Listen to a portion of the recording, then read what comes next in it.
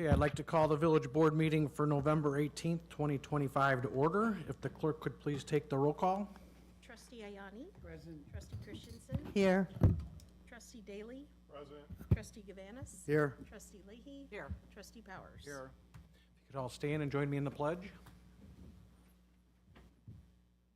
Pledge allegiance to the flag of the United States of America and to the republic for which it stands, one nation, under God, indivisible, with liberty and justice for all. Okay, we have the village board meeting minutes from November 4th, 2025. Are there any questions or clarifications? If not, if I could have a motion to approve. So moved. There's a motion and a second. Roll call, please. Trustee Ayani. 4. Christensen. 4. Daly. 4. Gavanis. 4. Leahy. 4. And Powers. 4. Okay, presentations, Carrie Ann?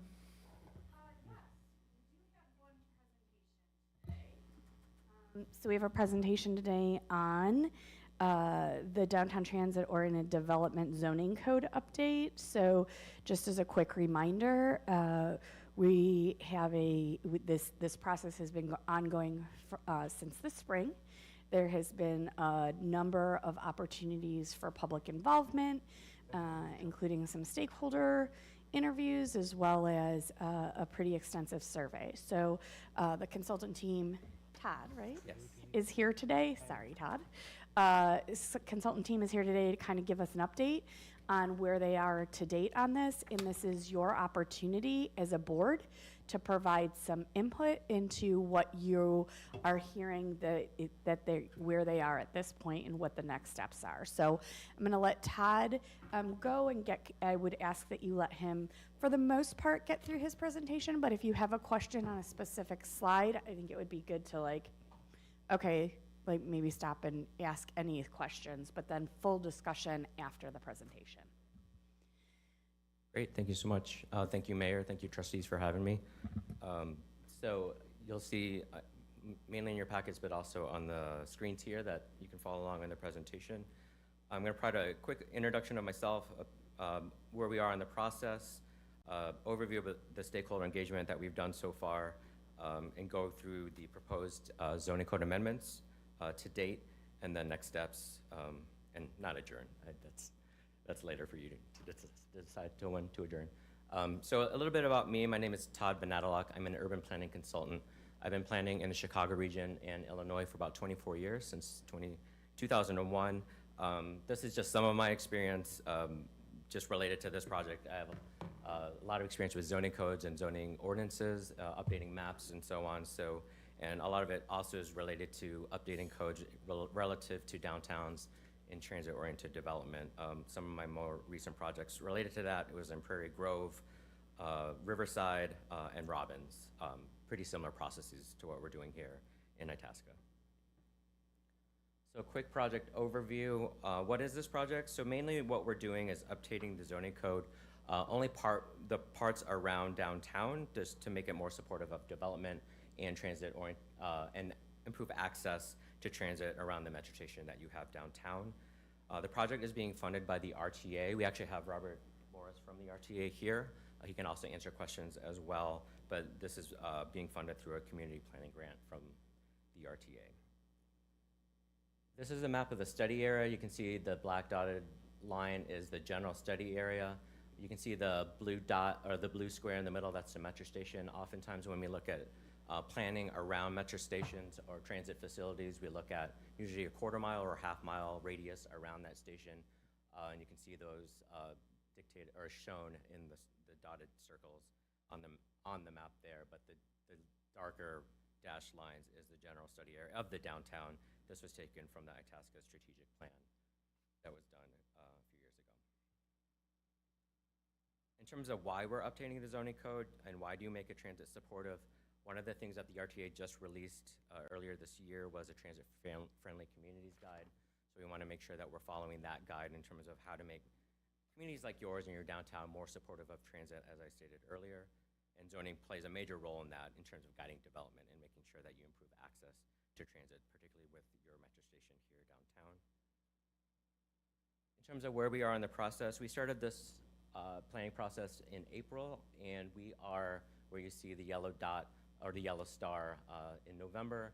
We're in phase 5, which is presenting the draft ordinance, zoning code amendments to you as a village board, but also we're going to present to the Plan Commission tomorrow. We actually presented to the Plan Commission and Historical Commission earlier this summer as well, so we've had a lot of good feedback from both of those bodies throughout the process. And then after today, we'll hear any of your comments and feedback, make any amendments or changes or anything that we want to pull back on, and then we'll be able to amend those and finalize the document, and then present those at public hearing and final village board adoption whenever that date we want to set.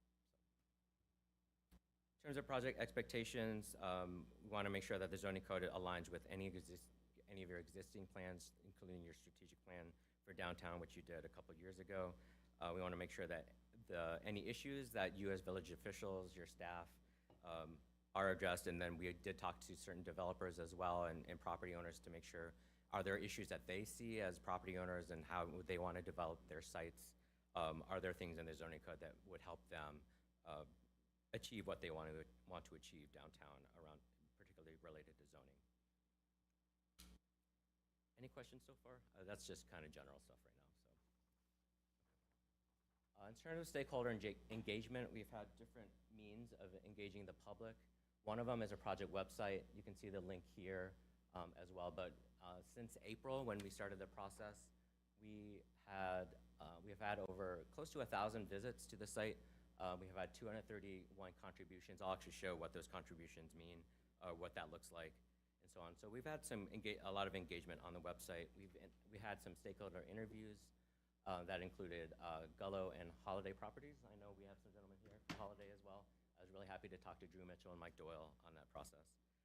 And then in just meetings with village officials, you'll see that various points throughout the process. I've talked about that earlier, where we talked to the Plan Commission and Historical Commission in the summer, and then what we're speaking to today to you as a village board and so on. So various points where we've been engaging you as village officials. So part of that project website was a comment map. It's basically like a Google map where people can zoom in and out and go to a certain property or a site or even an intersection and provide comments of issues that they feel are related to development or zoning or just anything that they really want to talk about or put a pin in and raise as a point. We had 53 posts, I think we kept it open for about 3 or 4 months. I think we closed it in September, so 53 posts, and we actually had 418 interactions with those posts too, kind of like if you are on Facebook or social media where you can like or dislike comments, people could do that on posts as well. So we've had over 400 interactions that way, which is good to see. It's good to see that people really wanted to show their comments in this visual form. Excuse me for 1 second, sorry. Yes. Do you have those comments here? That's what I was going to ask. Are they in there? Are they in Are the the packet? comments in here posted somewhere?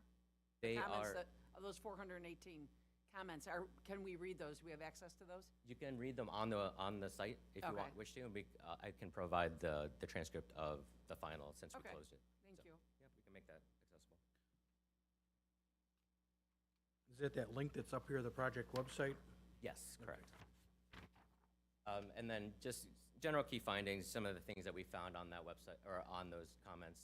A lot of them talked about parking, mixed-use development, preservation of Itasca's character, other things like landscaping, property maintenance were brought up. Some of that is not necessarily related to zoning. Landscaping is, but we didn't touch that too much.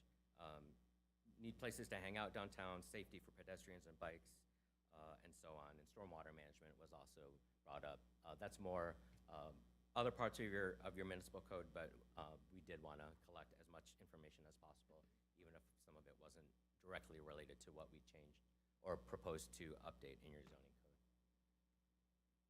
There was also a community survey that was also left open around the same length of time, about 3 or 4 months earlier this year, to get feedback from people who wanted to take a more focused survey. The survey is more focused on downtown and development around downtown. So we had about 178 responses. I'm just going to hit the highlights. Pretty similar to the trustees' comment about the comments being available for the map. We'll have the survey results also made available as well. Though the survey results aren't available on the website, but I can certainly share it with staff and share it, and then they can share it with you. So, but just certain things that people said that they supported or had comments on. About 75% in terms of downtown Heights, they thought right now it's appropriate, but 66. But a lot felt that we could also take a look at whether or not those changes could be made in terms of downtown Heights. A lot of people felt like they were more interested in making the downtown more walkable with more mixed-use development. In terms of housing, about 58% supported more housing downtown. In terms of types of housing, it's a mixed bag. About 73% were more supportive of single-family homes, 61% townhomes, and you can see on the list down, apartments got the least amount of support, about 33%, or 1 out of 3 people. Duplexes were about 41%. So it's a mixed bag, and but in terms of the types of development that you see downtown, you'd like to see some things like apartments and condos to help really build Can I that ask, is downtown that residence. unusual? That seemed odd to me, that 74% supported single-family homes in this downtown So the area? downtown has some single-family homes around the perimeter. So I think Okay. that's what they were talking about. All right. So I don't think we're going to build like single-family homes next to Holiday property, for example. So, Yeah, good question, though. okay. All right, thank you. Yeah, you're welcome. In terms of commercial development, not surprisingly, everyone's really supportive of more retail, more restaurants, and so on. Personal services, breweries, and wineries was also supported. Less support, less than 25% were more support, less supportive of things like hotels, banking and financial institutions as well. And I think that might just be because there's plenty of banks and financial institutions in the area, and a lot of people do that online as well, so that's certainly understandable. In terms of office uses, this was also a mixed bag. About half was supportive of providing office downtown, and then you can kind of split hairs in terms of what types of offices, whether it's healthcare, ground floor offices, which are becoming a little bit more prevalent in downtowns. So that's roughly 30% support, and then co-working spaces and shared workspaces as well, since the way we work has changed in the past several years since the pandemic. That has a little bit of support, but not as high as just general professional offices like dentists and CPAs and so on. Pretty similar to offices, business growth, things like business incubators, ghost kitchens, performing art spaces, and so on. Those had a little bit more than 50% support, so it's good to see that people are thinking outside the box in terms of looking beyond retail and restaurants, that there are other things that can really help your commerce downtown. What's a ghost kitchen? I had the same question. A ghost kitchen is basically, it's where multiple restaurants, especially startups, can all share one kitchen, and they can have one space where they have kiosks where a lot of it's delivery or pickup service. Okay. Through like DoorDash and so on, and then they share a kitchen. I'm not sure why they're called ghost kitchens. Sometimes they're called cloud kitchens as well, so you might see those Okay. two terms interchangeable. Good question, though. It's a new term, so. And then in terms of downtown parking, not surprisingly, about 50% feel downtown parking is adequate, which means the other half feel it's inadequate. And that's pretty common across any type of, whether it's downtown or a commercial corridor or anything. Most people are pretty split down the middle about whether there's enough parking or not enough. So, some felt, about 41% said that they would be in support of reducing or eliminating downtown parking requirements. I know that is part of the transit bill that was just introduced in Springfield. So that's been the talk of a lot of development and planning. I was gonna, what would that entail? What does reducing or eliminating parking requirements? So reducing- In general, what does that mean? So reducing parking, oftentimes if within a half mile of a transit station, whether it's Metro or a Pace bus, you can often reduce parking requirements up to 50%. That's usually the standard. But you don't have to go up to 50%. You could say the threshold is 25%, but that's the maximum. You can, like if a developer comes in, you can allow them to reduce the number of parking that they're allowed to provide. We require a certain number of spots. Correct. Based on the building that it is, and what this is saying is 40% of the people felt like, well, if the village requires 20 spaces, it's okay to reduce that to 10. Is that what? You can reduce by a percentage, so oftentimes. Well, I'm just making that up. Yeah, sure. But don't make them have 20 spaces, let them get away with 15, and what would be the benefit to that? So It usually creates it's- more what? Because if you have access to, if you're within a half mile of a transit station, the idea is that you have access to another mode of transportation. Okay. And usually it's younger families, individuals who might take advantage of that and might want to be a carless household. So that's part of the line of thinking. But it also That is clear. reduces it for businesses.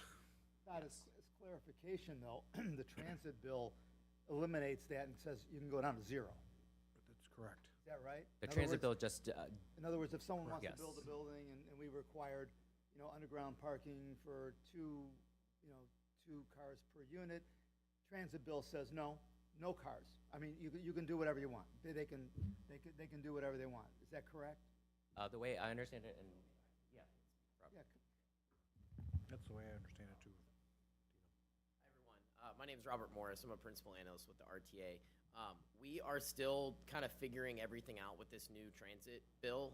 It's not been signed into law yet, but it was passed by the House and Senate in Springfield. And you And can so, change that, Robert. You can obviously change it, right? what's that? You can obviously change that, right? No.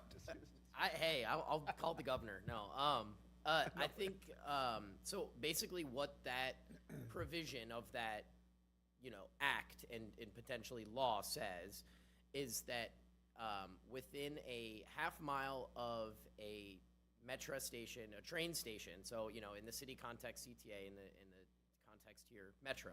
So within a half mile of a metro station, also within a quarter mile, eighth to a quarter mile of a high-capacity bus corridor, which you guys don't have that, so it doesn't apply. So you're only looking at the metro station and a half mile within that metro station. What this new bill says is that a municipality does not have the legal authority any longer to require a parking minimum within that half-mile area.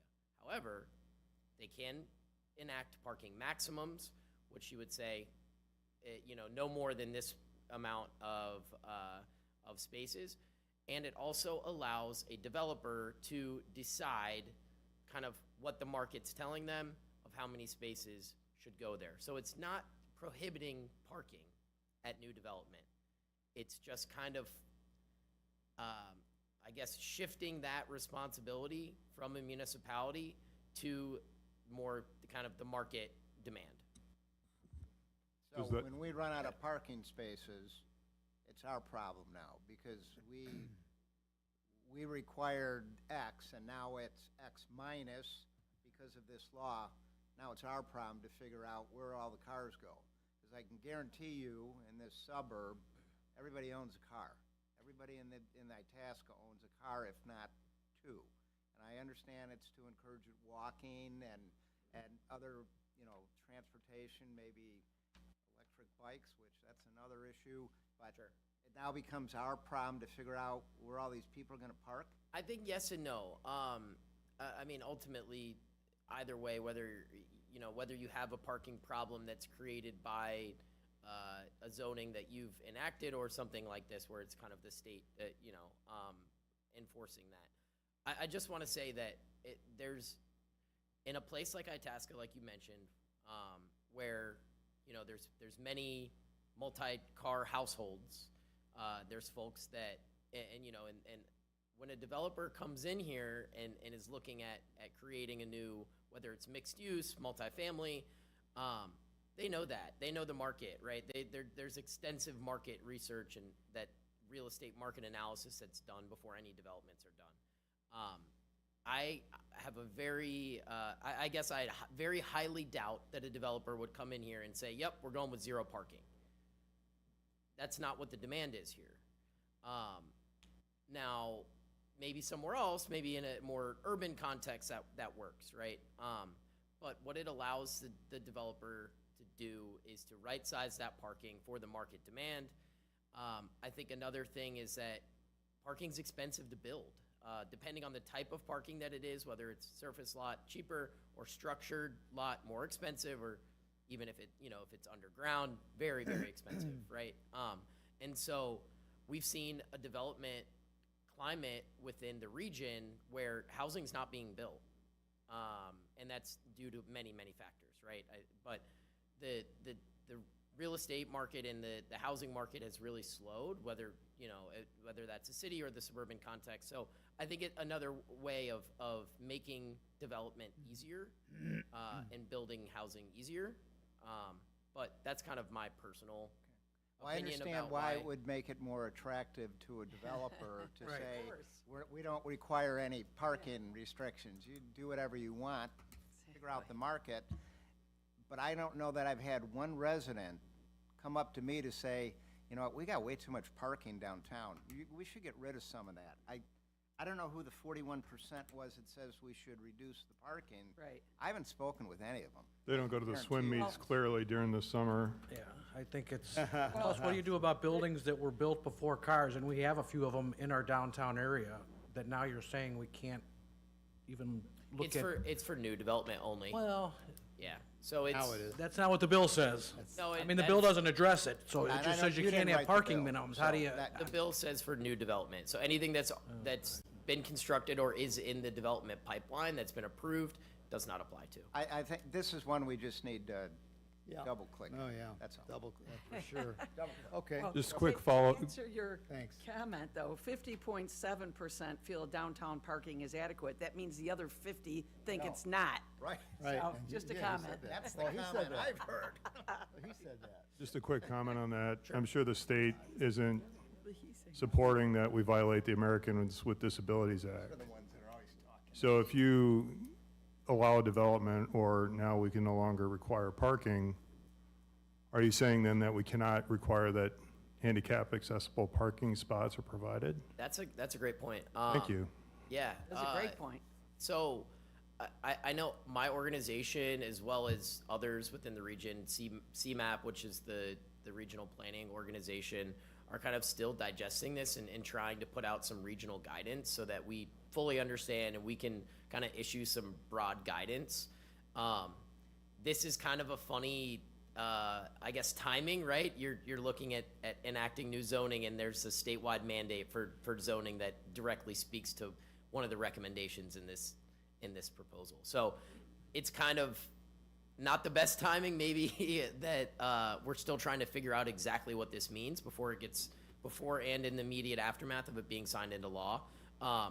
That's a great point, Trustee Daly, and I'm gonna look into that specifically, because that really hasn't come up in our conversations. So I Robert, appreciate that. we're really not trying to shoot the messenger. Yeah, no, well, I get it. No, this is the first time that I've had to stand up in public and explain this act. So no, it's an exercise for me as well. So think we're it's all a- kind of it's the- learning as we go here. it's the problem with legislative bodies, pass things before they really Oh, think yeah. about what they're passing, and I think this is a prime example of that. There's a number of things to figure out too, and one of them is is there an agency tasked that's being held responsible for keeping everyone else in check and checking these zoning codes and seeing who's passed what and if it's in compliance. That's unclear. I don't know if that's going to be an IDOT responsibility. We're not sure on a lot of things. You know, any questions that you guys have, please feel free to direct to myself. We're doing fact finding. We're talking to our government affairs people to see, like, you know, what agency needs to talk to what other agency and who's going to be responsible for kind of being accountable Who to the law. proposed this? Do we have any idea who came up with this bright idea? I don't. I mean, Come on, come clean. what lawmakers specifically? Advocated for this. Many. Association of Builders. All right, can we get Any other back to the questions? presentation? Okay, thanks. Thank you. Thanks, Robert. Sidebar. But yeah, that was Okay. most of the stakeholder engagement processes. If you have any questions on that, again, I can share the results with Curtis and his staff, and they can share those with you as well. So next, we're going to go into the actual proposed amendments to your zoning code. Again, these are all draft form. This is a great opportunity for us to discuss anything that you have questions on or things that you have concerns on, and then we can definitely pull things back or amend things as necessary before we finalize things after today's meeting. So in terms of, there are certain things that we amended that affected the entire various parts of the zoning code. There's things like grammatical formatting revisions. One thing that we did talk about that we won't decide on as part of this process, but we basically just teed it up, was the potential to eliminate floor area ratio. It's kind of an outdated form of how to measure development in any area. We're finding that in suburban context, it's not as, it doesn't fit as well. The more and more we try to use it, it fits a little bit more in more dense communities like Evanston, Oak Park, City of Chicago, obviously. But for for downtowns that have lower density like Itasca in the western suburbs, we're finding that a lot of communities are eliminating FAR. Again, I don't think we're gonna make that decision as part of this process because it's a larger policy change that would be beyond the purview of this process. What do you change it to? If you get rid Yeah, of that's floor what I area was gonna- ratio, what do you use as a measure of how, or do you let someone build on the whole lot? Zero lot line. You measure it through other regulations like building height, I'm sorry, I'm gonna call you Dino because I know you as Dino, but Right, trustee that's Dino. okay. But yeah, like frontage, yards, setbacks as well. For downtowns like this, sometimes you want to do a zero lot setback so that you have the building close to the street, so that you have a more comfortable pedestrian environment versus if you have a longer setback. But can't you have a zero setback and still have a ratio so there's some green space? Are you saying we eliminate green space? You can, so that's another way that you can regulate it in terms of percent open space that you can have on your site, whether it's in a industrial site, a commercial site, residential sites as well. So again, we didn't touch that in terms of actually eliminating it. After this gets adopted, it's still gonna be in your code because I don't think we're gonna decide on whether or not we eliminate it. I just teed it up just because that's just the way a lot of codes are going. You could in terms still of you can get rid of floor area ratio, but still have setbacks. Correct. So, okay. Yeah, but it seems like it's making it more complicated. Probably. I have this circled as well with a question mark next to it. Got it. I'm not sure how we would be able to arrive at the aesthetic look that we want in the area if we're eliminating this and not putting something else in it to control it, whether it's setback or whatever. So we just need to make sure we're not eliminating something that's gonna result in, whoa, we didn't want that look, but we got rid of this and we didn't put anything else in Yeah, to manage that. Correct. Yeah, that's correct, Trustee Powers. I think the idea is, particularly now, I think So we just need to make sure that's, we're careful about that. yeah, and I think that's why we're not going to make that decision as part of this process, because that will have to have its own conversation beyond the purview of this process. So again, we wouldn't eliminate it without adding more provisions that would get to I what guess, you need. just so you understand what the concern is. Yes, I'm correct. sure there's a way around it. For sure. I appreciate the questions. And then the other thing was we just replaced some offensive language, just like one example, changing handicap to people with disabilities and so on. So that was throughout the document. There were some sections that we did not make any changes. A lot of that is just because there are certain districts that just don't touch downtown, like the Office Research District, the Regional Office Center District, and manufacturing. We didn't touch the telecommunications and towers and antennas section as well. So those are things that just didn't change. Can I ask, did we not touch those? This is Pat. Yes, that's fine. We're gonna be on a first-name basis here. Did we not touch these because they're not in the area under review? They were not in or the down- that these sections all look good? For sections 9, 10, and 11. Yeah, section, for the office, the Yeah. regional office, that's not in, Yeah, those don't touch the downtown area.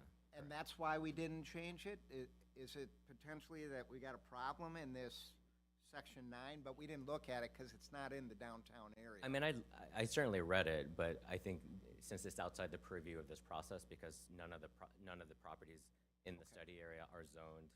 I just didn't know if we needed to maybe update some, maybe we have offensive language in here too. Oh, But because we didn't look at it, because I it's think I not did in the. note, yeah, I didn't make note of that type of stuff in terms of like making sure like if there was like replacing handicapped with people with disabilities, if that was in the manufacturing district section, I certainly flagged that for sure. All right. I just want to make sure these sections, if they're out of date, maybe they need to be looked at too. I understand it's not part of the TOD area.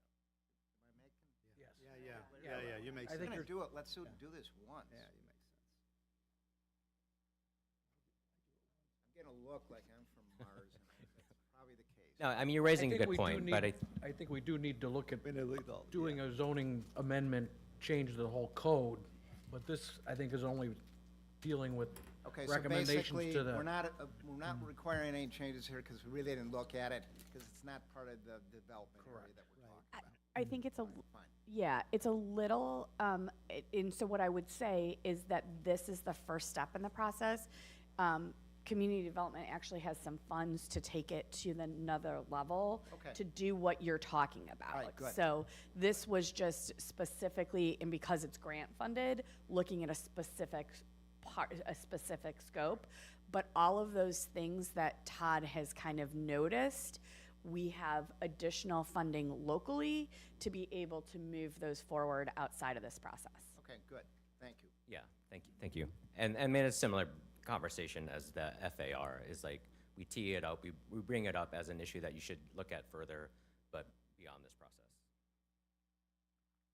There are sections that we had minimal changes, sections 2, 4, 5, and 14. Sections 2, 4, and 14 are more administrative, more about intent and purposes and provisions. Section 5, the reason why we didn't touch that, I did review it. It's about non-conforming building structures and uses. This is pretty standard across the board, any community that you look at across at least the Chicago region.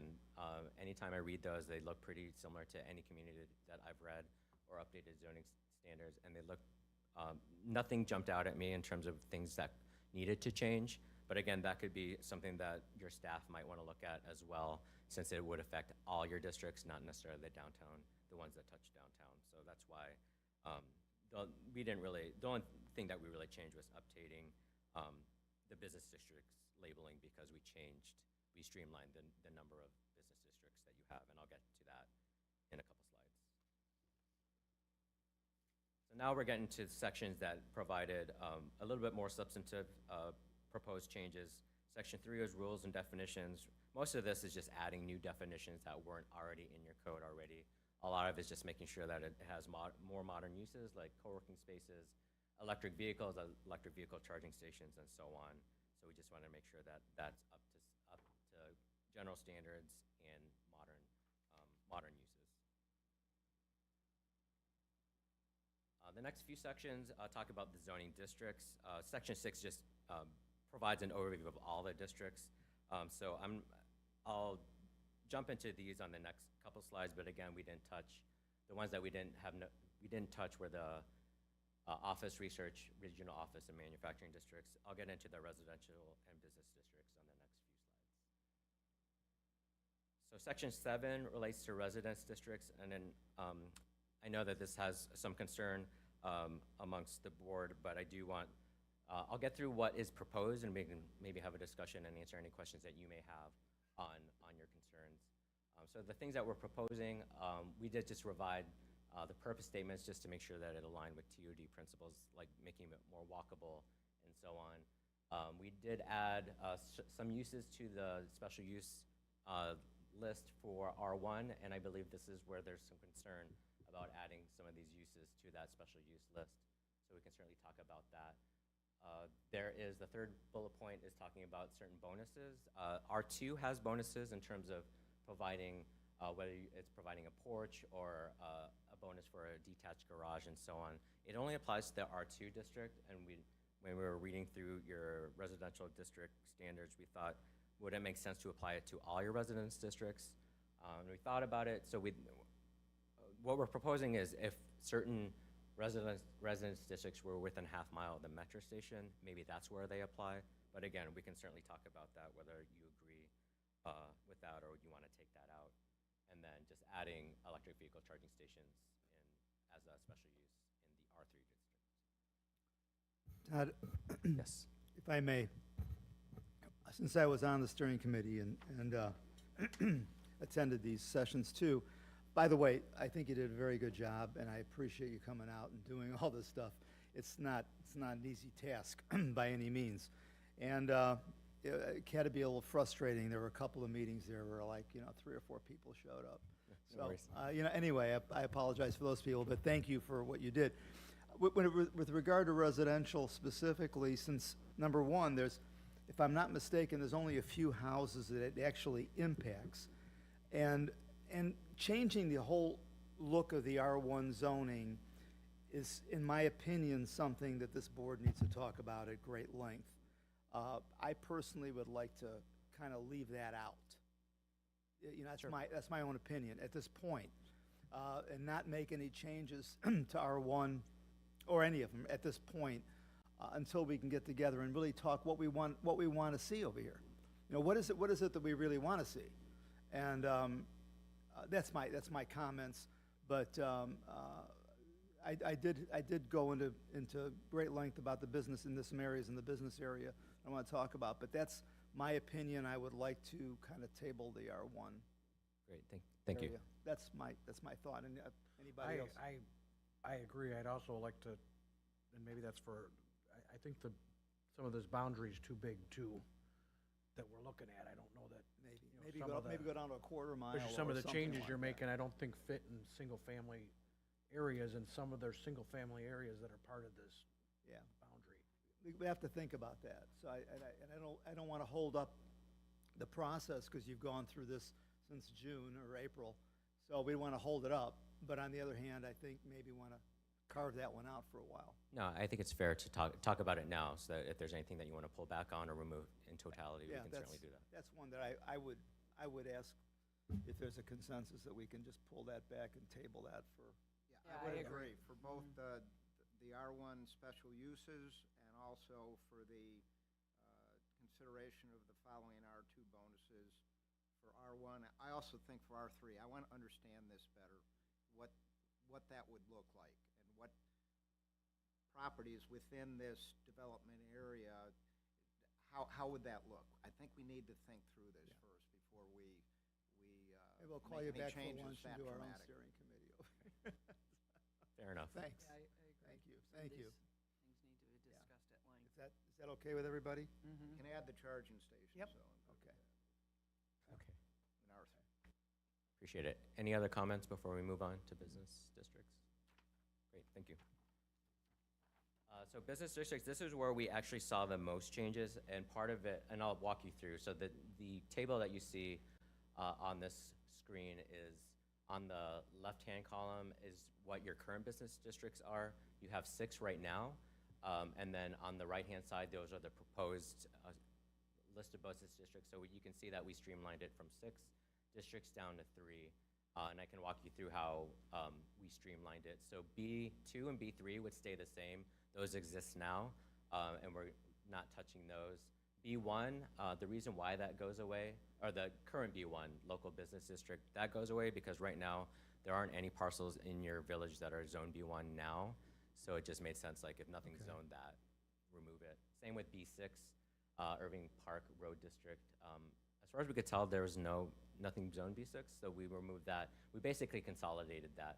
And then B4 and B5 in the left-hand column, those merge into the new B1 district, which is the downtown TOD district, and that's where we saw a lot of the changes and proposed amendments to your zoning code. And those are the zoning standards that apply to the downtown area. Would that be the one that would stretch to the west all the way to the end of the sample area? Correct. Okay. Basically where we are now. That's, okay, Yeah. right, yeah, okay. And then on the next slide, in terms of things. Can we go back? I'm sorry. Oh, yeah, sure. I had a question. The last bullet updated the permitted and special use lists. grouping similar uses together, remove obsolete and add new ones. Could I just have an example of what that might be? I don't clearly follow what it is that we're looking to do with that bullet So, point. yes, for the first one, recommended grouping similar uses. So some zoning codes they can split hairs a lot. Like instead of just saying retail uses, they'll say small shops, big shops, hat shops. It's like, they're all retail. So Okay. that's consolidating those. Got The it. second one, obsolete uses. I think the one example was a typewriter repair store. And I don't know, there might be people who still use typewriters and I might own need the that repair. store. Oh, I own that. so that's one example. And then new uses, like co-working spaces. Okay. Yeah. We All did right, thank remove you. the blacksmith shop, right? I don't remember if we did. I think still people, The HVAC repair, yeah. All right. thank you. haberdasheries are also often taken out because no one knows what a haberdashery Actually is. is. Yeah, okay, that's good. Good question, though. Some other things that, in business districts that I want to make note is, we did talk about variable front yard setbacks, since if you noticed earlier, the B4 was talking about the North Business District and the B5 was talking about the South Business District. When we consolidate those, we start talking about, does the front yard setback stay the same across the new B1 district, or is there variability? So we talk about the West End, which is more auto-oriented, that's where we are right now, with larger lot sizes and so on, and the East End, closer to the core downtown, the metro station. We thought it made sense to have some variability in the front yard setbacks, so we outlined that in the So area. would that be variability within the same district, business district? There could be variability? So Correct. in the new B2, I'm just bringing that up, could there be differing front yard setbacks if you're in B2? You could, but we didn't recommend that, Okay, only in the B1. I'm just trying to understand, are we saying, no, in B2, that's gonna have a certain setback for every property in Yeah, B2? across the board, yeah, uniform. Okay, all right, thank you. Yep, good question. And then just other things that changed here was the parking requirements. We did add that you could have a row of short-term parking at the front of a lot. For example, a store likes to have, sometimes it's called teaser parking, where you have a few parking spots up front, and then a lot of the other parking is either on the side or in the rear. We talked about potential to have up to 50% reduction in parking requirements. And also, in terms of building heights, this is where we talked about, I think we set the maximum building height here in the B1 district to up to 5 stories or 65 feet, whichever is lower. And then I'll actually show, we actually did a height analysis of your downtown area, everything in the black dotted line study area, and a little bit on the periphery, because Village Hall and the library and so on are technically viewed as downtown. It's just not, just wasn't in that boundary area. So we did a study. All the dots in yellow are one stories. The ones in gold are 2 stories. So a lot of your buildings are 2 stories or less. Holiday property will be the tallest. Dino's is currently the tallest, but the Holiday property will be 5 stories. That will be the only 5-story so far. And all the actually, Holiday and Dino's property are basically a block from each other. And there's also grade changes as well that can also offset the way building height is perceived. So this was actually really helpful when we looked at this with the steering committee. It just provided them a visual in terms of where are the building heights and how are they distributed. And that's how we came across the 5-story maximum, or 65 And feet. Todd, could we please go back to 25? Thank you. I just want to make sure, we're going to put a little circle around the second to last bullet point. About allowing for up to a 50%. Yeah, for sure. Yeah, okay. Yeah, we're still talking that through with All right, staff. thank so, you. yeah. And then section 12, we talk about street parking. It basically goes to what Trustee Powers was talking about putting a pin in parking reduction. And we did add some standards regarding compact cars. You're starting to see that more with some smaller cars. All those cars are getting bigger. They're actually also smaller cars. One nice thing about, or positive thing about having standards for compact cars is that you could probably start fitting more parking spaces, because if you have spaces for compact cars, you might allow a little bit, 1 or 2 more spaces for standard size cars. So that's kind of the trade-off there. We have standards for providing electric vehicle charging stations. And we also provided parking standards for motorcycles, mopeds, and scooters. That's something that you're starting to see more because they're becoming more prevalent. And oftentimes, they do park in regular car parking spaces, which is fine. But sometimes it's nice if you have the space to provide designated spots for those smaller vehicles. So we provided standards for that as well. And similar to the height standard, we did a parking analysis, and this was actually a really good exercise too. I know we talked about half the survey takers, participants said they think there's enough parking downtown. The other half said there is not enough. When we did this parking analysis, we looked at different types of parking. The ones in red, these are parking spaces on public property, and the ones in yellow are also on public property, but they're just outside that black study area dashed line. And then on the next slide, we show these are all on private property. And then totality, if you total all of those parking spaces together, I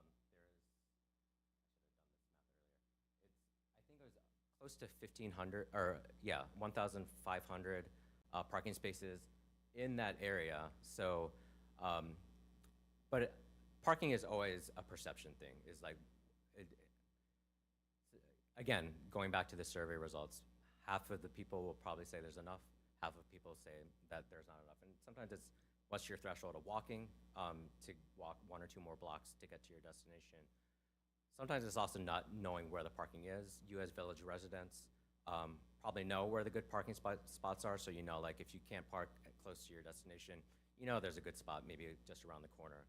But for me, or any visitor who isn't as familiar, they may get frustrated and say there's not enough parking when they don't know that good spots are just 1 block away or half block away. So, Quick question on that. For letter G, don't we have village parking behind 7-Eleven? We do. So it looks like it's not picked up on this map. Oh, At letter G, golf.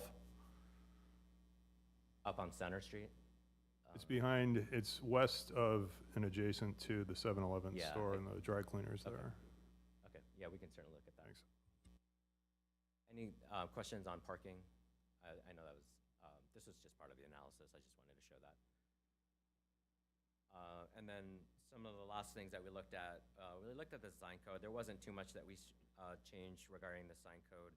One of it was just revising that the master sign plan is required for any development in the B1 district, just because since it's downtown, having a master sign plan made sense because of just the density and just the amount of signs that could be in a more dense area in terms of signs. And then sign provisions we deleted sign provisions for certain business districts that will no longer exist, because when we consolidated, there were just references in the sign code to those districts that no longer exist. So, and that's it. Happy to go back to any slides. If you have questions, we can revisit anything or anything new. To your point, though, Trustee Daly, we don't have a sign there that indicates that that is public parking, I don't think. We probably should, because that's why they didn't pick it up. Although I don't think anybody knows. Is there a public parking sign there? I think there is Very nice. recently, I think they put it up because of some of the parking on Orchard Street. Didn't we notice that now as public parking? Yeah, I mean, I know it's for sure there's public parking there. I just, I'm thinking we signed it, but I can't. But we can sign it.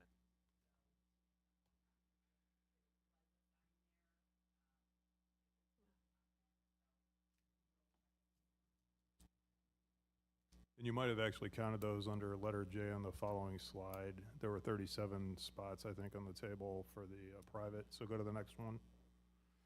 So letter Oh. J, 37 off street, over there by 7-Eleven and the dry cleaner. You might have picked up the Yeah. public spots as private in that count. But we Yeah, should probably, if it is public, we should revise it. That's probably what I did. I do want to note that this wasn't an official parking study. It was just a visual. Most of it was on the ground visuals or looking on maps. So yeah, I'm sure a lot of these are estimates, and I probably under or overcounted. So, but any other A lot questions? went into this, very comprehensive. Thank you very much. Thank you. Good job.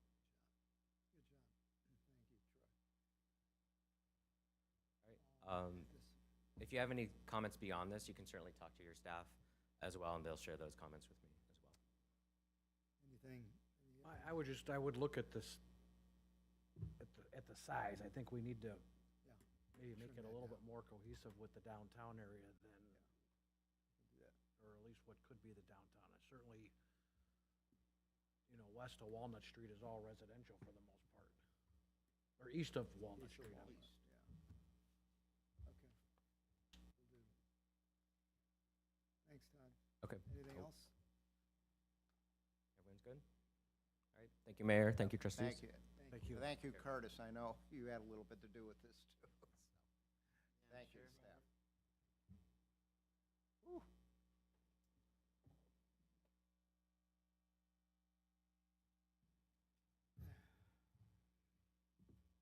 Okay, under President's comments, if there's consensus, I would like to move item XI, so I guess item 11 from the Finance Committee report, which is the discussion and action, possible action regarding a resolution approving and extending an employment agreement with Village Administrator Carrie Ann Ergo. We'll move that to right after the closed session, so that the people don't have to wait around for it. Then we will come out of closed session. There most likely will be a vote, but it may or may not be a vote, so we'll keep everything open to reconvene to vote on that. So if I could ask Trustee So Ianni- moved. If I could ask Trustee Ianni to call for the closed session. Second. Okay. And is everyone okay with moving that to that item? Sure. Yep. Okay. Yep. So we have a motion and a second. Roll call, please. Trustee Christensen. 4. Daley. 4. Cabanas. Or, Leahy. 4. Powers. 4. Iani. 4. So, Deanna, and I'll remind you later, when we close, you'll have to keep the recording and all that on, because we will come back into session. Do we have any audience participation? No audience participation. We'll go to first readings, Community Development Committee, Trustee Gavanis. we only have a couple of items.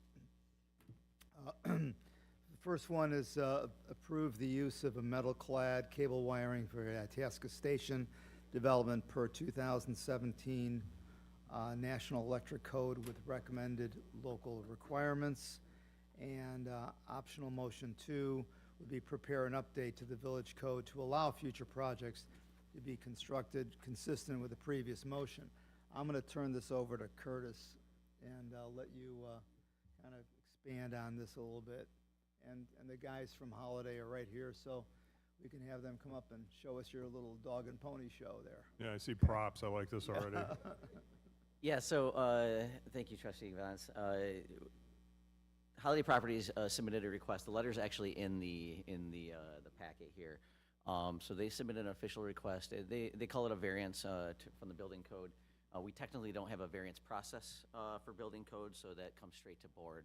So instead of going through, like a variance for like a zoning ordinance variance, you go to Plan Commission first. So that's why this is coming directly to board. So the request is to use MC cable, which is metal-clad cable. We currently have struck that from our building code. It is allowed per National Electric Code standards. We had taken that out of ours, so we don't currently allow it. So they're requesting it for it to be allowed. This is a standard cable these days. More and more communities are allowing it per NEC code. I did some pretty extensive research on this. They provided a list of communities that either allow it or allow it in partial uses. We reached out to each community, got responses from all of them. Generally pretty positive from all the communities. We talked to our consultants. They were pretty positive about the use of it. You know, the general thought is that the NEC does a very thorough job at the national level with their code, and so the professionals that look at that code trust it, basically. So more and more communities with the newer code sets are allowing this type of cabling in developments. I also got Mike Latoria here to answer any questions if you have them about maybe why we don't have it in our current code or the use of it. We talked to the fire district. So we kind of hit all the hits. You know, I you know, who would have any concerns or about using this. So it's all in the packet. But we got Holiday here to kind of walk through it a little bit more too, so you can ask them some questions about you know, their proposed use of it. So. I'm gonna certainly look at you, Curtis, and Mike for your expertise. I can understand the Internal Revenue Code. I can tell you I didn't understand the standards and references here, so. You guys want to start and Yeah, just well- explain it? Thank you, Curtis. My name's Don Tomei. I'm a development manager with Holiday Properties. Here with me is Austin Carlos. He's the project manager with Holiday Construction Group, who's overseeing Itasca Station. We're probably not who you expected to see here tonight. Both Drew Mitchell and Mike O'Connor were unable to attend. They send their apologies. That's okay. It's flu season. Actually, it looks like you guys get work done. I see boots on and stuff, Yeah. so keep going. He asked if he should change them, and I said they're authentic, so we're happy to wear those. But our request is really simple. We're hoping to substitute conduit for MC cable in concealed areas throughout the building. So where you won't see this is in the parking garage where the wire might be exposed. Additionally, we were told there might be concern about the fire alarm wiring. We opted to leave that all as conduit, so we won't adjust that whatsoever. This really has to do with the runs to the units themselves and in the corridors. Yeah, so essentially the garage levels, the lower level basement and the main level would remain in full conduit. Fire alarm, as Don said, throughout the whole building would remain in full conduit in red so that it's easily identifiable for anyone doing work behind drywall at a later date. But the remainder of concealed areas, we are seeking to use this metal cladded cable. So in lieu, for those not familiar, in lieu of using a metal conduit, installing metal conduit, and then pulling cable through at a later date, the electrical contractor installs this kind of integral cable already installed in cladded and aluminum product, and it saves them from having to go through the building twice. They can go through the building one time and install cable and cladding in one go. And I suppose I should share, you know, part of the reason we're here is we encountered some substantial delays on the front end of the project. Ironically, it was due to coordination with ComEd. So we've sought to identify any methods that we can use to accelerate our schedule through the construction. And this came up and someone raised their hand as an opportunity to cut our timeline down. So we're at an exciting juncture in the project itself. Tomorrow, we have wall panels getting delivered, so you're gonna start to see wood framing going vertical. And I shared this with Trustee Gavanis, but Austin and I have a wager right now, which is he is betting that they'll be starting the roof installation by February, and I hope I lose that bet. You're being video recorded right now, so be careful what you say. Two quick questions. One is, does this exist in any of your other facilities here in Chicagoland? We're using this at our facility in Wooddale at Northwood Station, so just down the street, we're gonna be implementing this there as well. And then the other question is, your insurance company has no problem with this, correct? They do not. I'm good. And I had two questions as well. The first one, can you show it up? Yeah. Does this allow for fish and wire back through it at a later date? If you need conduit, you know, you can always, I've got to make another connection. So you, I don't know how the electricians do it, but they do something and push the wire back No, through. this is not a raceway, so it does not allow you to fish Okay, wire so through it at a later. What is that? Does that create issues for you later on down the road? That's a great question, and it's something that we've thought through. Our apartment buildings aren't really intended so you can move outlets and whatnot, and we've sufficiently stocked outlets in each of our units. So we have probably more than anyone will ever need, and we feel confident that making this change won't impact the property and the end user. I'd like to add to that as well. Generally, these conduits are sized for the amount of outlets that you have in the building, and they don't allow for you to pull additional circuits through them. So if you were going to add, for some reason, an outlet, you would still need to be ripping up drywall, installing additional conduit, Okay. and then pulling new cable through that. All right. So it's not as convenient as it seems. Okay, and then a second question, and this may be more for Mr. Latoria. This is in the 2017, what'd you call it, the NEC code, that this is allowable, but when we adopted the code as the village, we said no. Do you know why we would have done that?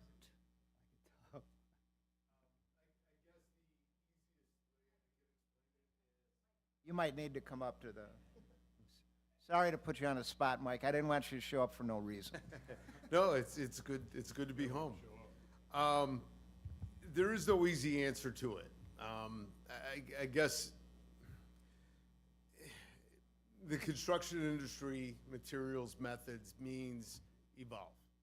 And this is part of the evolution of that.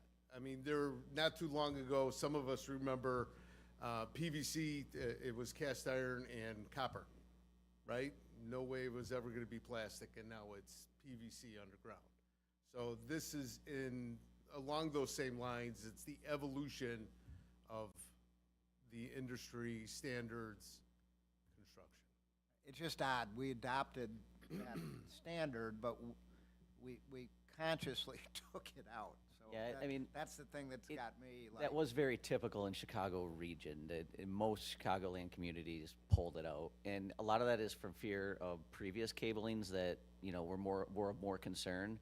I think the metal clad is, quite frankly, it's a better technology. And they, so whether it was labor or other industries that lobbied to get these things pulled out, I think most communities are coming around to the idea that this is not one of the ones that should be of concern. All right. Is the plan to eventually make this the standard?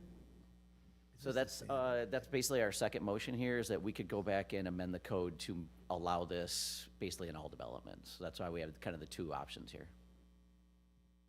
Okay, I guess my question is, until we adopt the codes, can everyone use this? No, anybody else wanting to do it would have to come through like they are with a special request. So we can do this currently for them. That's what the Right, option but tonight is. are we setting the precedent now that we're gonna change it? Because I don't want someone in here saying, you gave it to them, give it to me. Well, I think that's why we put the second option You on probably there. would Is have like, do you want us to go back and update code after? If we're going to give them the approval, then maybe we should go back and revise the code. That's kind of why we gave you the two options. Right, I'm Yeah, supporting yeah. that. But the revised code is going to have conditions on it. It's only going to be allowed for certain type properties, isn't it? Like, this is we're considering this for you because you own the building. You're going to manage the building. You're staying there. So to a certain extent, you want to put it in and you're accepting the risk. If it's done by a developer that wants to put individual condominiums in, that there's going to be individual ownership, I think the proposed motion is going to exclude it for those applications. Am I right or no? We would probably fall back on NEC standards if we're going to try to update this at all and try to rely on the national electric standards instead of creating our own. Okay. So whatever is allowable in the NEC is probably what we would fall back on. Can I make a comment? I think, and if the board will go along with this, I think if we want to approve this for Holiday, and in addition, and also make the motion, but a little bit amended, to prepare an update to review the village code and discuss the allowing future projects to do this. Is that something that would be acceptable to the board? So, thank you for asking. I would say my personal opinion is waive the first reading, allow it tonight for their specific case. Secondly, I am all for amending our building code to fully accept NEC 17 moving forward. So we're not trying to create our own electrical code in the village of Itasca, because the NEC folks know what they're talking about. I'm good with that. Anybody else? Any comments? Makes sense. So the way it's written now, the motions, we'll just leave the way they are. Recommended motion, approve the use of metal clad cable wiring for the Itasca Station development per 2017 National Electric Code with recommended local requirements, and prepare an update to the village code to allow future projects to be constructed consistent with the previous motion. I have one more, I have a question. How come you didn't bid it in the beginning with it? So our electrical contractor goes through when he's bidding these projects, and he reviews code, and if he sees that it's not allowed, he won't even Suggest give it? it to us as an option. But Thanks. this has come up later in the necessity to try to find time saving to make up for the ComEd delays early on, and so that's why it's being pursued now. Okay, because you fear you're financially behind because of ComEd? There are, yeah, this won't cover that, but it will help.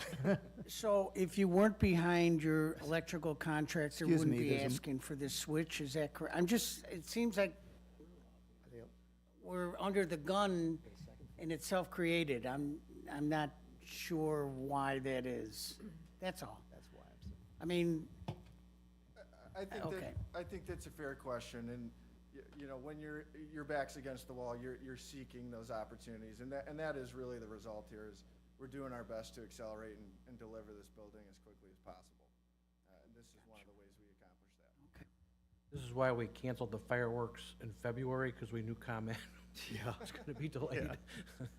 So, Okay. again, we are adding conditions, though, for the ordinance. The cables only allowed where wiring's fully enclosed within walls, floor, ceilings. Cables not subject to potential physical damage, and there's two other requirements. I'm assuming that's consistent with the NEC. We're not, to your point, right, I was gonna say Brendan, I apologize. Trustee Daley. To your point, we're not creating an Itasca code here. Yeah, those are consistent with NEC. yeah. Okay, Yep. all right. Thank Right, you. okay. Okay, so we do have a Can I- motion on the table. Get a second. Is there, we need a second. Second. Okay, there is a motion and a second. Any further questions? Okay, roll call, please. Trustee Daly. 4. Gavanis. 4. Leahy. 4. Powers. Or, Iani. against, And Christensen. 4. do we need to do the second motion? No, because he combined the motions. them Okay. both. It was on there, so it was Okay. combined. Thanks, guys. Thank you all for your Thank time. you. Thank you. Great night. Roof up by February. We're gonna, I'm sure the workers will be happy if it gets inside, right? By February? February 29th. no, Valentine's Day. Can I just clarify, as Yep. part of that motion, did we waive the second reading, or no? Actually, we did not. Proposed to waive the second reading on the first motion, the first part of the motion, but the second one was Right. first to come back. All right, so do we know what we just? Well, it was a combined motion, so It's it a was, combined motion. All right, well, there you go. but there was not a motion to waive the No. second reading. Can so we go back and do that? I just want to make sure we didn't do something we shouldn't have. Or do we need? Right. If you, Should. as long as there's no objection to that process, I'm gonna say it's fine to go ahead at this point and make a supplemental motion to waive the second reading, and that'll be okay. Motion 1. On motion 1. So I there's make a motion to waive the second reading. There's only one motion. Correct, there's only one motion. Okay. Combined them. So we're waiving the second motion on both of them. Second reading. Right. Or I second get reading that. on Right, both of them. okay. And you, So there's a motion on the Second. table. Is there a second? second. There's a second. Roll call, please. Okay. Trustee Gavanis. 4. Leahy. 4. Powers. Or, Iani. 4. Christensen. 4. Daly. Let's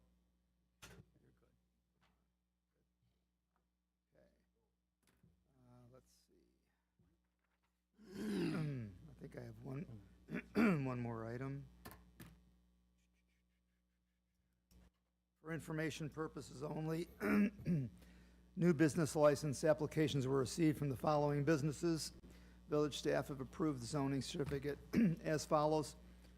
Big B Coffee, 1241 North Rolling Road, Unit A. Property is Zone B3, Service Business District. Business activities have been described as a specialty coffee shop that sells espresso-based drinks and pre-prepared food items. The total lease space is 1,500 square feet with approximately 20 employees. The Itasca zoning use ordinance permits this use per 8.05.1.v restaurants, including live entertainment and dancing. Okay, there we go. Next one, Quartera Multifamily Communities LLC, 300 Park Boulevard, Suite 355. The property is zoned ROC Regional Office Center. The business activities have been described as a full-service real estate development firm with the Itasca office being the Chicago headquarters. The total lease space is 1,214 square feet of office space with 3 employees. The Itasca zoning use ordinance permits this use per 10.03.1.a, executive, administrative, personal, and professional offices. The last one is Vivify, 500 Park Boulevard, 1425. The property is zoned ROC Regional Office Center District. The business activities have been described as an office for the business operations of Vivify. Still don't know what they do we? Okay. The total lease space is 3,843 square feet of office space with 15 total employees. The Itasca zoning use ordinance permits this use per 10.03.1.a, executive, administrative, personal service, and professional offices. Sorry about that. Can anybody tell me what Vivify does, though? I'm just curious. I'm Googling it right now. Oh, okay. Very good. Where's the coffee shop? I see 1241. It manufactures and distributes pigments, dyes, liquid colorants, additives, resins, waxes, specialty chemicals, and food ingredients globally. Right. No, it's down the street from Mercury, yeah. Right, yeah. Same area, right. And just. Did you hear that, Trustee Gavanis? Pardon me. Yeah, I did. Okay. It was very good. Okay. I'm glad we've got that cleared up. Okay, that's all I have, and thanks to Mike Latore for being here and being such an avid supporter.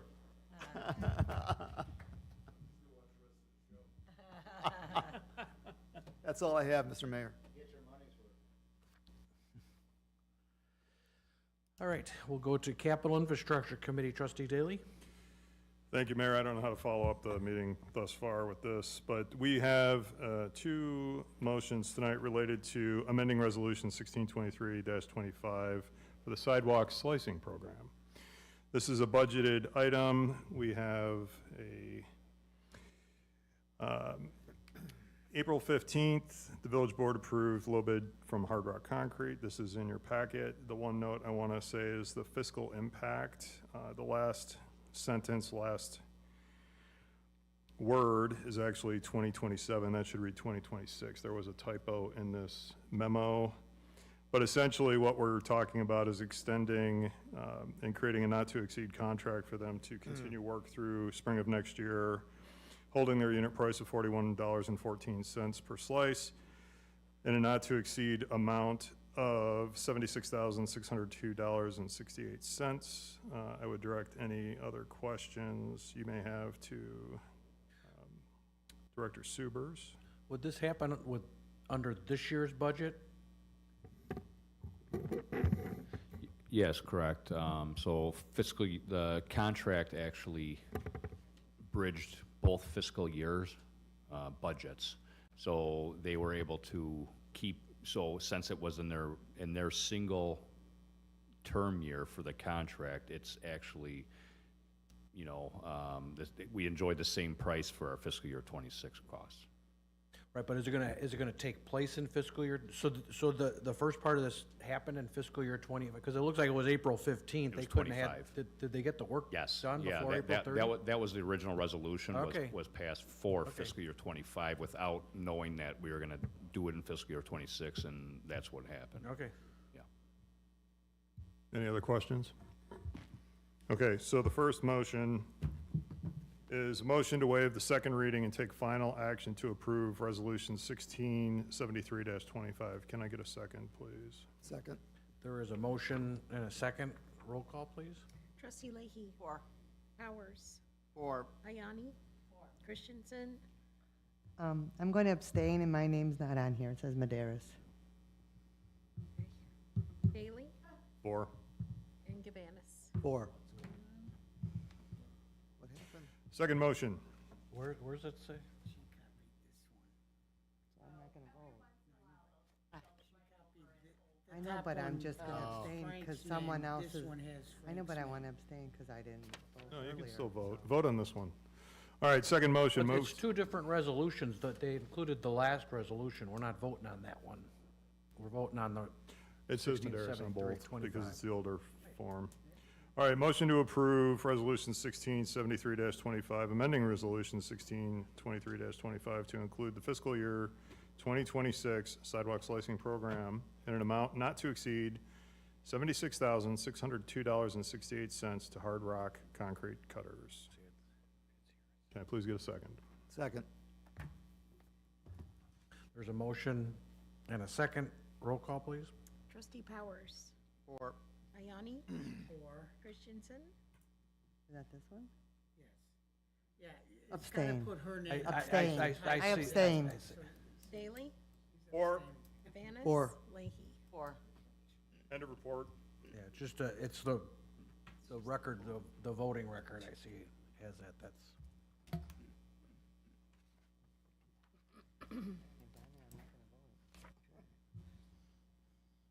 All right, are we ready for this one? We need coffee break before?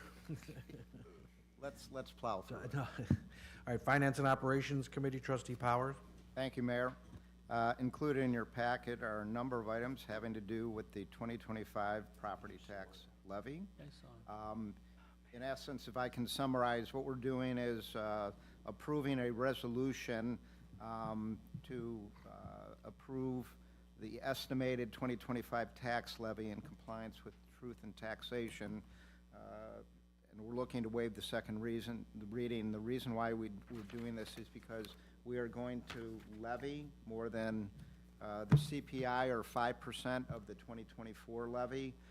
We do that in order to capture additional real estate tax revenue that the village is entitled to with new properties that come on the tax rolls that can't be anticipated at the time that we're doing this. So we always levy a higher amount, and in order to do that, we need to approve this resolution to be able to publish the information so that the public has an opportunity to take a look at it, and then we will approve this after public review, I think in 30 days, in the meeting in December.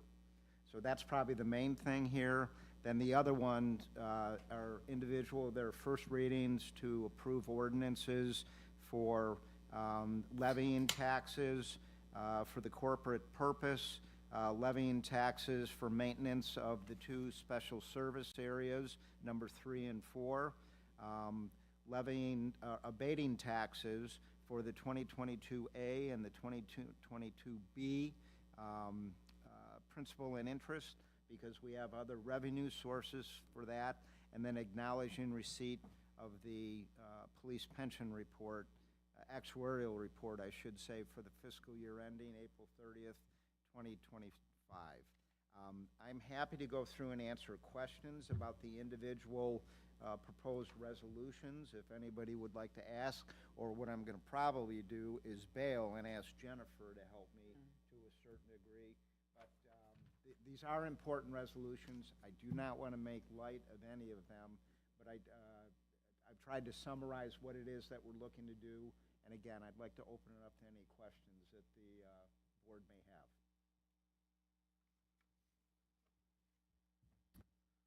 Okay? If not, I would like to make a motion to waive the second reading and move to approve a resolution estimating the 2025 tax levy in compliance with the truth in taxation law. Second. There's a motion and a second. Roll call, please. Trustee Ayani. 4. Christensen. 4. Daley. 4. Gabanis. 4. Leahy. 4. Powers. 4. And then for first readings, I would like to make a motion for an ordinance levying taxes for the corporate purposes for the current fiscal year commencing May 1st, 2025, and ending April 30th, 2026. Second. Just as a point of information, trustee Powers, if you wanted to, you could ask for an omnibus vote on items 2 through 7 at the same time. Okay? All right. I'm all for efficiency. I would like to suggest or recommend an omnibus vote for first readings on motions 2, 3, 4, 5, 6, and 7 as included in your packet. Second. There is a motion and a second. Roll call, please. Trustee Christensen. 4. Daley. 4. Gavanis. 4. Leahy. 4. Powers. 4. Iani. 4. Well, as much as I hated not saying all that, thank you, Mr. Herbis, for your suggestion. I That's all second have, his Mayor. thank you. Actually, no, triple it. no, no. I have, hold on. That's all I have for this. Then for the next group of items, we have the monthly financial report for the time period ending September 30th, 2025. We are 5 months into the village's fiscal year end. We continue to run favorable on our revenues and interest in particular in relation to the budget. So we are tracking well there, and expenditures are basically at or below budget. So as a result, we're in a very good cash position. We had a budgeted deficit of 13 million, but we're currently in a position where we have almost a $2.5 million surplus to date. So again, projects are a tad bit behind. It's not as if we were, we're just underspending, I guess I would say, in some of the major projects that had been anticipated in the budget, but we are doing well with the revenues. So we're collecting well on the revenues and the interest. This is informational. I would encourage you to take a look at it. Next month will be the half-year point, and we will go through a more detailed report when we look at the first 6 months' results. Are there any questions? Moving on. Included in your packet is a motion to change 2 meetings because it conflicts with primaries and an election. And I believe a new law has been passed where villages and taxing jurisdictions are not allowed to have meetings on the day of an election or a primary. So unfortunately, we have 2 meetings that fall on an election and primary. I think one is, it is on March 17th. There is a primary. We have a meeting scheduled for that date. In addition to that, there is a meeting scheduled on November 3rd, 2026.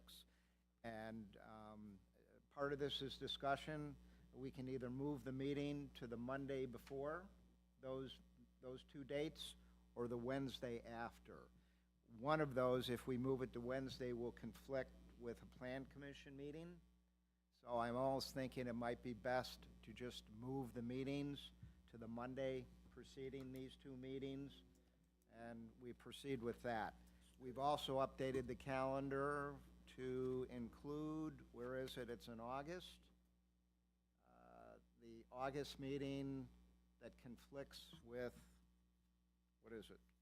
Vacation. Right, it's August, is it August, where is it? 4th. August National Night 4th, Out. sorry. To move that meeting start time back to 7:30, so it doesn't conflict with America's Night Out. So does anybody have a preference, Monday or Wednesday?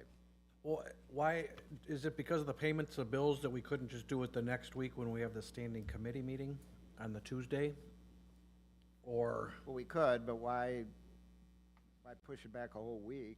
Well, it was just a suggestion. Someone had asked me if we could just, if we had to, if it was only Monday or Wednesday, or why we couldn't just do it on a Tuesday where we already have a meeting possibly planned anyway, but Yeah, I think it could be the payment of bills, that's why I was asking. It really was to kind of keep the payment on bills on its Monday's good. appropriate cycle. So, You know, and also if we still need a committee meeting, then we would have that other Tuesday open for the committee meeting. So it was twofold when staff looked at it. I think, though, primarily it was to keep, you know, all of, whether it be plan commission, you know, it's just not payment of bills, it's also plan commission and other things, just on as close to the original schedule as possible, considering this will happen twice a year moving forward. I mean, I'm fine with the 16th, the only, I mean, it is a tax deadline day, so it's possible if I get delayed that I would be working, but we could certainly have it without me if that runs into it, and the odds are that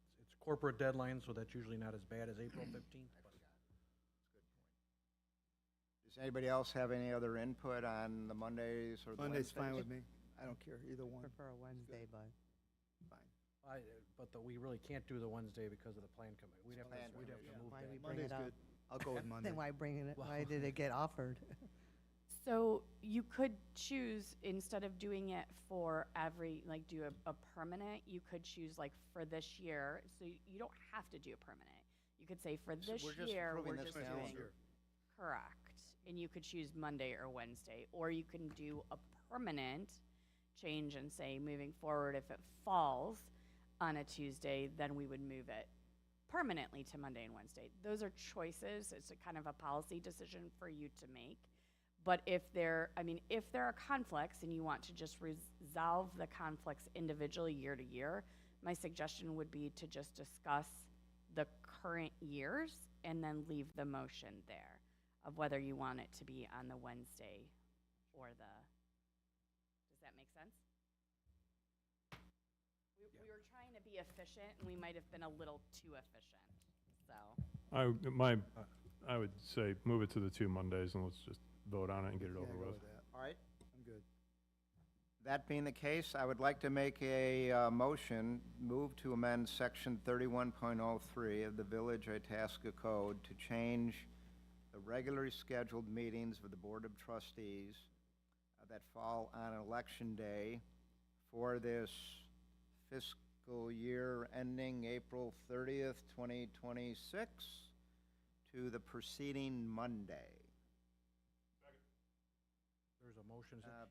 Hold on. For the calendar year 2026, I apologize. For the calendar year 2026. We'll go with that. You know, as we keep moving election days off of the Tuesday because we let early voting and everything, it seems like now we give school off and we can't have a village board meeting, but most of us don't vote on that Tuesday anyway. Yeah, true. True. All right, so with that nuance, can I propose There's a that new motion motion? and there's a motion and a second. Roll call, please. Trustee Daly? 4. Gavanis? 4. Leahy? 4. Powers? 4? Ayani? 4. And Christensen? Or, Thank you. The next item I have is a motion to approve a 5-year lease proposal from Canon for the replacement of the image, I'm not going to go through all the letters. It's a full-color, large-format printer and scanner. This lease was originated back in 2019. It's expired actually last year, November 2024. So what this is for a new printer and a new 5-year lease. This printer gets quite a bit of use, not only by our community development area, but also by the police department. It's a large-scale color printer with large format scanning and printing capabilities. So what this would do would be a new lease for a new 5-year period for a new color printer. Are there any questions? I do have a question or two for Curtis, and I'm very familiar with these machines. Do we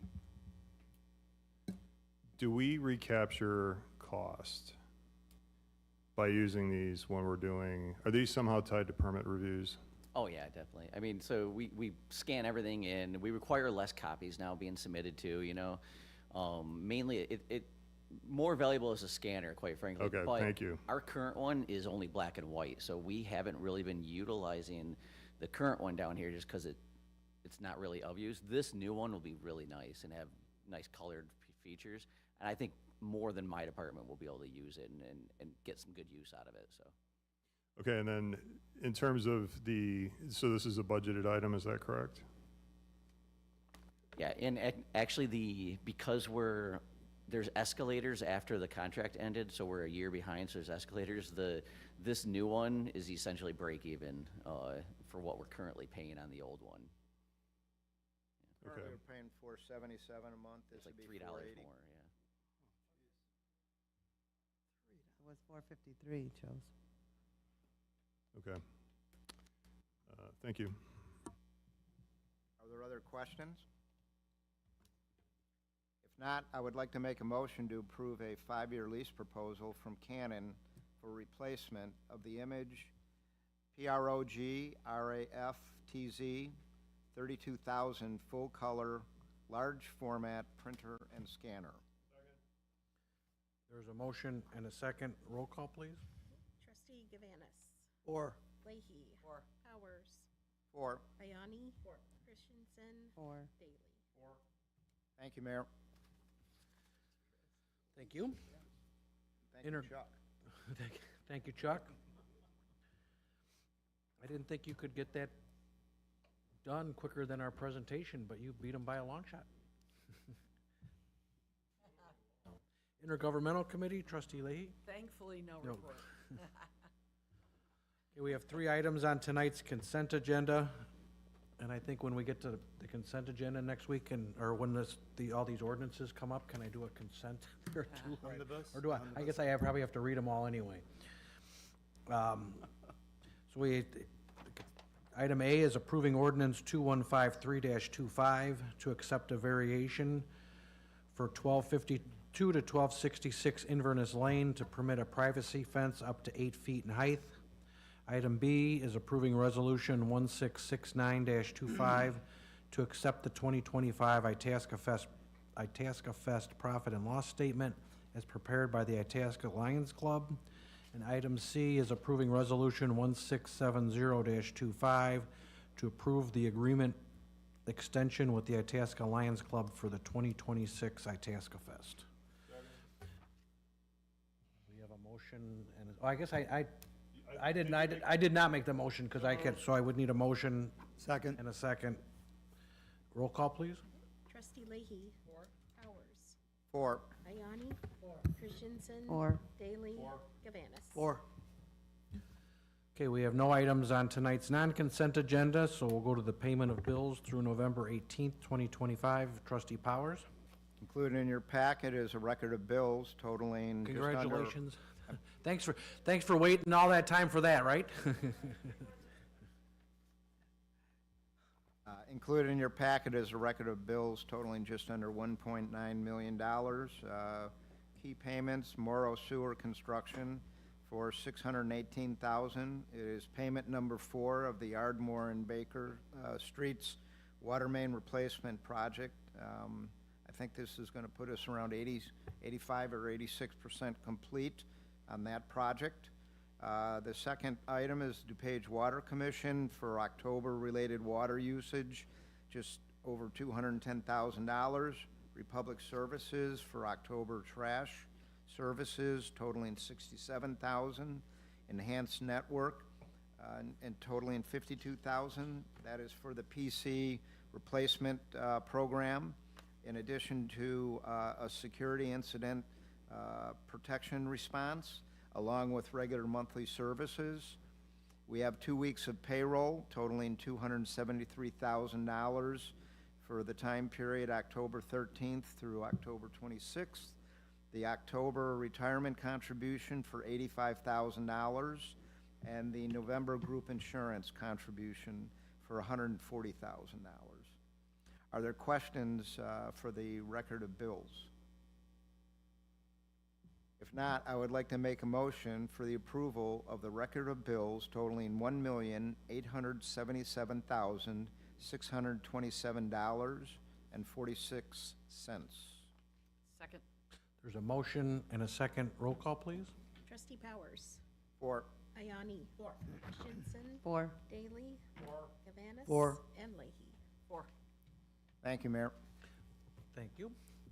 All right, is there any new business to come before the board? Any old business? Okay, we'll go to department head reports. Bob? Oh, thanks, Mayor. Just a couple of quick matters.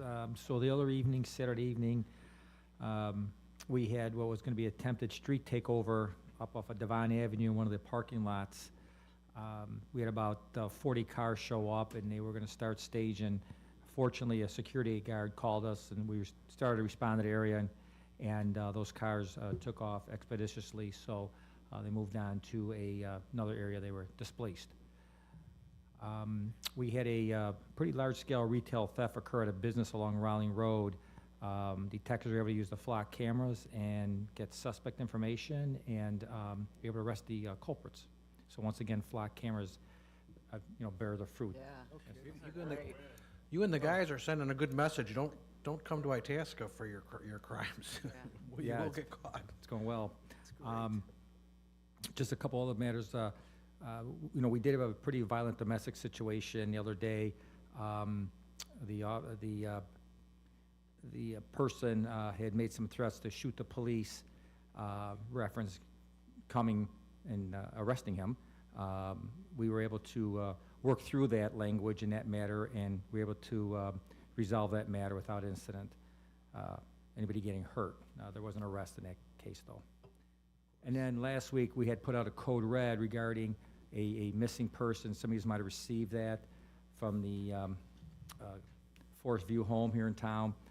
We were able to follow up on that very diligently and locate that individual. Eventually. He made it back to an area he was familiar with, back in the Franklin Park, Melrose Park area. One of our detectives was able to locate him, got him additional assistance, and put that matter to rest without any issues. Yeah, thank you for that, appreciate it. Flock cameras again? Well, we did use flock cameras, and we used Metra cameras. We were using quite a bit of technology, drones, dogs. Oh, really? So, yeah, quite a bit. We wanted to find that individual and provide assistance, so, yeah. Good job, thank you. Thanks. Mike? No report. Mark? Thanks, Mayor. Just a quick update on a couple construction projects. The Ardmore and Baker project has been completed. The detour was taken down last Saturday, just before the snow. And then the pavement striper contractor is out and about throughout the village, taking care of all the crosswalks and stop bars and what have you throughout the village. So they should be completing that work sometime this week. Thank you. Deanne? Just a reminder that Winter Wonderland is Sunday, November 30th. We will have a winter market starting at 2 p.m. On Walnut Street, and then the tree lighting ceremony starts at 4 o'clock. Thank you. Curtis? Yeah, thanks, Mayor. Just going to mention the Itasca Chamber meeting I attended last week. They discussed the dueling piano event that is typically one of Itasca's bigger events for the chamber, but this year was pretty down. So they're going to be looking at potentially some changes to that to try to bring some people back out next time around. They're also discussing changing the hours of their after-hours event. Right now, I think they're doing 5 to 7, and they're going to probably move to 4 to 6, which just based on my experience is actually more typical of chamber events. And then they are going to be starting their newsletter back up, so you guys should all be seeing that at some point. But that's all I got. Thank you. Jennifer? Thank you, Mayor. I just have 2 items. First, this evening, prior to our board meeting, I attended the police pension board meeting. They're very thankful of the tax levy that was considered by the village board tonight, so thank you for that. Also, year-to-date, their interest rate return is 16%. In the last 6 months, they're up $3 million. The last quarter is not looking as favorable, but we are seeing excellent returns in the police pension fund, so that's great news. The only other item I have is a save the date for the employee holiday party. That will be Thursday, December 18th. Invitation to follow. Thank you. Thank you. Jennifer, do we? I think it's going to be here, actually, in this room. I think we're going to, no, you can wear the Hawaiian shirt, but I think it will be here in this room, and we're going to have it catered. Carrie Ann? So you heard a little bit about earlier is that the transit bill did get passed, and one of the things that we have been looking at is its impact on parking, which was alluded to. And so I've actually reached out to legal. Everybody's laughing at me. Why are you guys laughing at me? Come on, guys.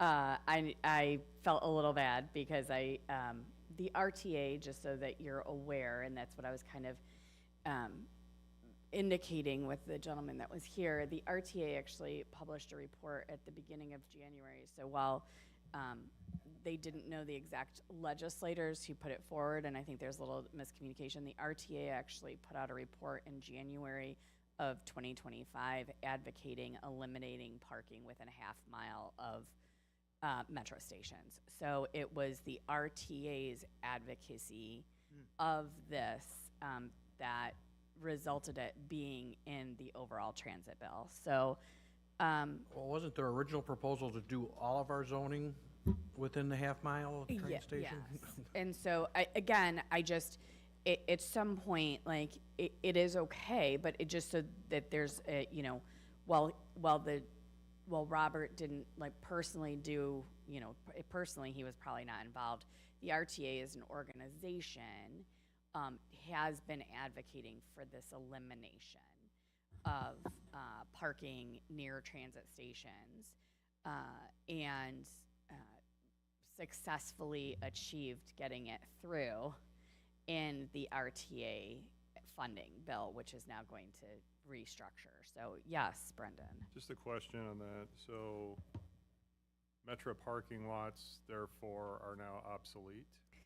So no, Metro parking lots are fine, but Metro parking lots are fine, but what it does is going to cause some challenges is that the village owns the parking lot that's adjacent to the school district building.